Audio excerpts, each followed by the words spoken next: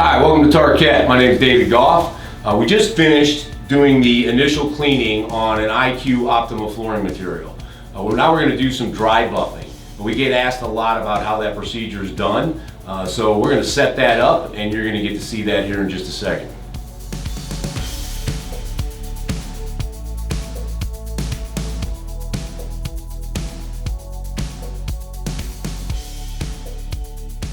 So once our floor is completely dry, we can do the dry buffing procedure. I've already attached a 3M 4100 pad to my 1500 RPM high-speed buffer here. That's the machine you're going to use to do this. So the process is buffing in cycles. We're going to take the machine and we're going to push it forward and pull it back in the same path. That's one cycle.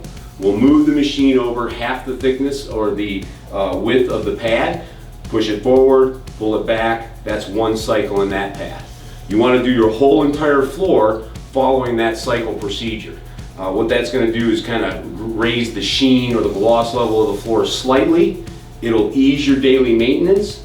It'll smooth the floor a little bit. It's just a procedure that you can do to maybe simplify things as you move forward. It's not required. You don't have to dry buff, but if you want to, this is how it's done. Just make sure your floor is clean, make sure there's no dry particulate on the floor, and this is how it's done. So that's dry buffing the floor.